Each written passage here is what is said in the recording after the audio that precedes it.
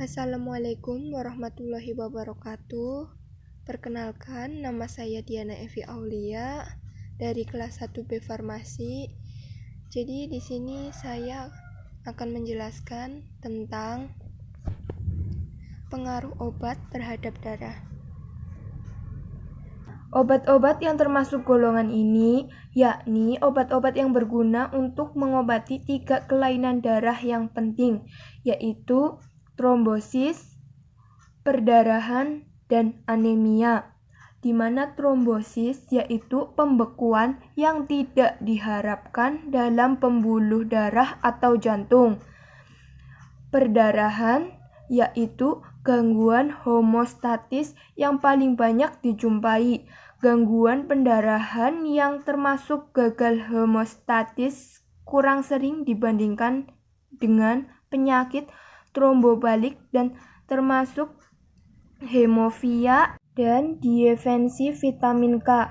Anemia disebabkan defisiensi nutrisional, dapat diobati dengan diet atau suplemen obat-obatan. Jadi, pada pembahasan kali ini, di sini saya akan membahas tentang antikoagulan, di mana antikoagulan adalah obat yang berfungsi mencegah penggumpalan darah. Obat ini bekerja dengan cara menghambat kerja protein yang terlibat dalam proses pembekuan darah.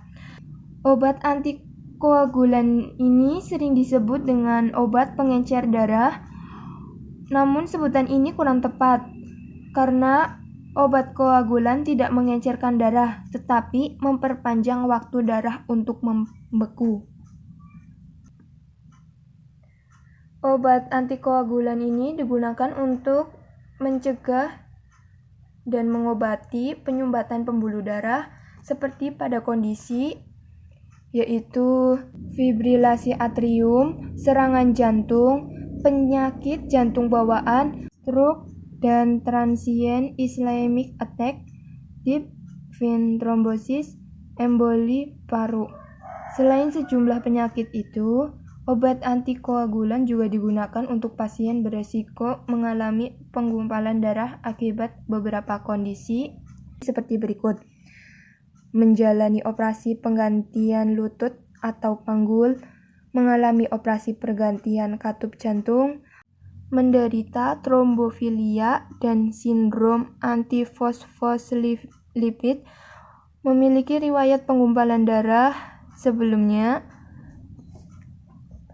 Dan di sini ada jenis-jenis obat antikoagulan.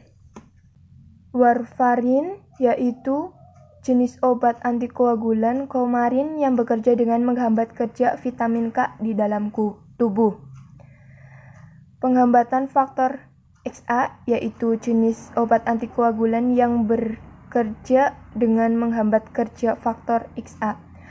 Penghambat trombin yaitu obat golongan antikoagulan yang berfungsi mencegah aktivitas trombin. Heparin yaitu jenis obat antikoagulan yang berperan dalam menghambat trombin dan faktor XA.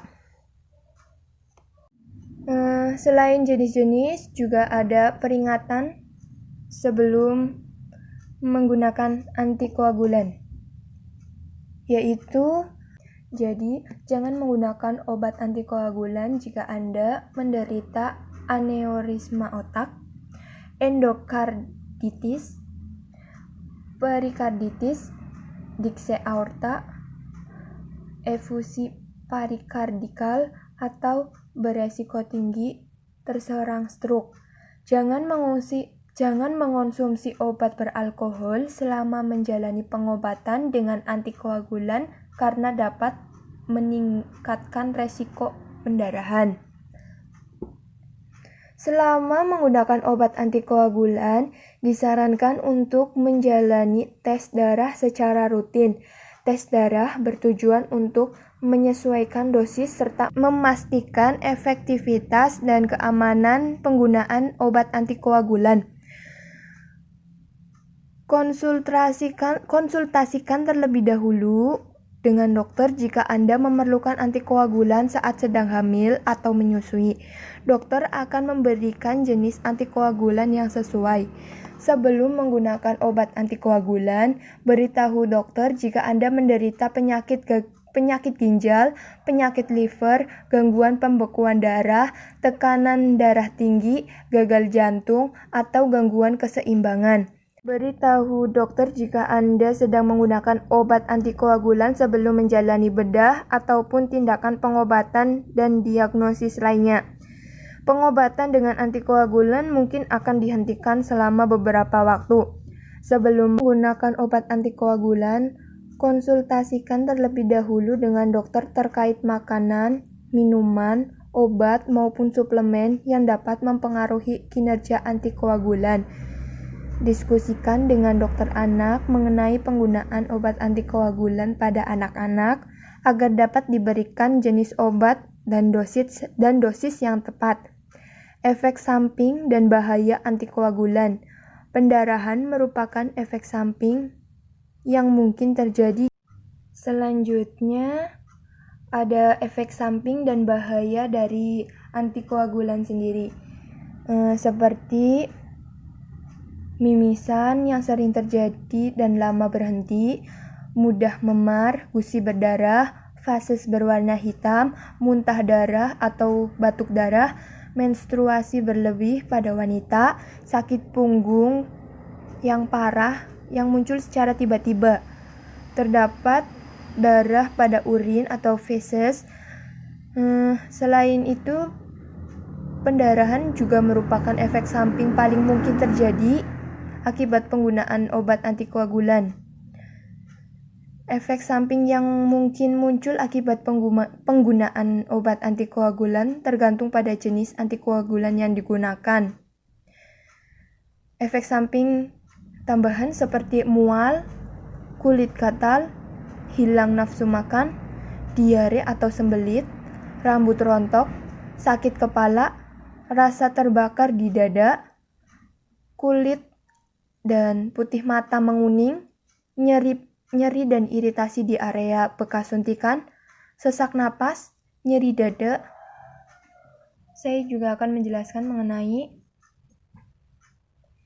jenis, merek dagang, dan dagang antikoagulan. Di sini ada warfarin dengan bentuk sediaan tablet. Merek dagangannya seperti warfarin, Simark, Reosen, dan Notisil. Kondisi pengobatan dan pencegahan deep vein thrombosis dengan dosis dewasa yaitu 5-10 mg dalam sehari, dosis pemeliharaan 3-9 mg per hari. Di sini juga ada Fondaparinux, bentuk sediaan Fondaparinux yaitu suntikan subkutat. Merek dagangannya yaitu Arixtra, digunakan pada trombosis vena luar dengan dosis pemakaian dewasa 2,5 mg sehari selama 30-45 hari.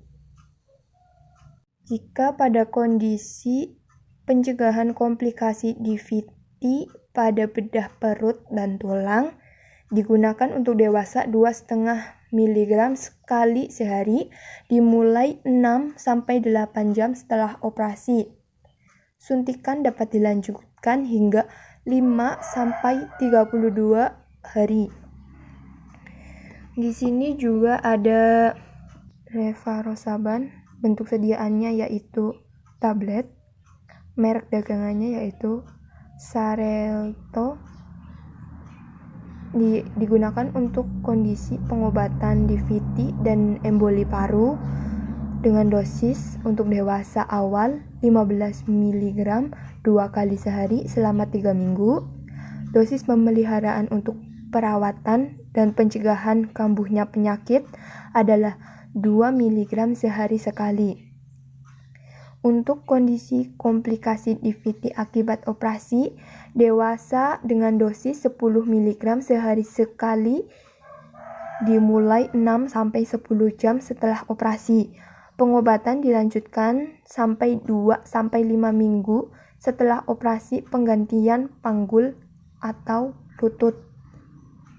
Untuk API Saban, bentuk sediaan ASI Saban yaitu tablet, merek dagangannya yaitu Eliquis, digunakan untuk kondisi pengobatan DVT dan emboli paru dengan dosis awal bagi dewasa 10 mg 2 kali sehari selama 7 hari, diikuti dengan 5 mili 2 kali sehari setelah menjalani pengobatan selama minimal 6 bulan. Di sini juga ada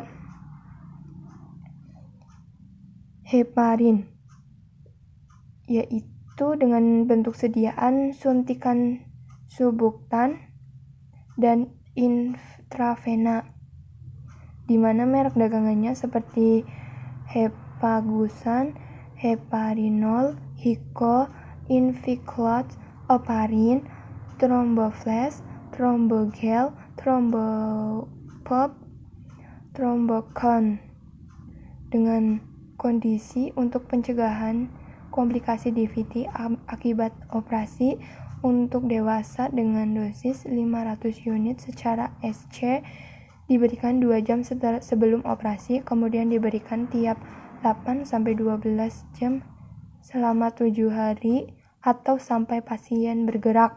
Untuk selanjutnya ada Enoxaparin, bentuk sediaannya seperti suntikan subkutan dan intravena. Merek dagangannya seperti Lovenox, digunakan pada saat kondisi serangan jantung. Ada juga Nadroparin dengan bentuk sediaan suntikan subkutan dan intravena dengan jenis merek dagang seperti Fraxiparin, digunakan saat kondisi serangan jantung juga. Di sini juga ada Parnaparin dengan bentuk sediaan suntikan subkutan dengan merek dagang Fluxum, digunakan saat kondisi pencegahan komplikasi DVT akibat operasi. Sekian penjelasan dari saya. Mohon maaf karena di sini saya juga masih belajar. Jadi mohon dimaafkan apabila ada salah-salah kata. Wabillahi taufiq wal hidayah. Wassalamualaikum warahmatullahi wabarakatuh.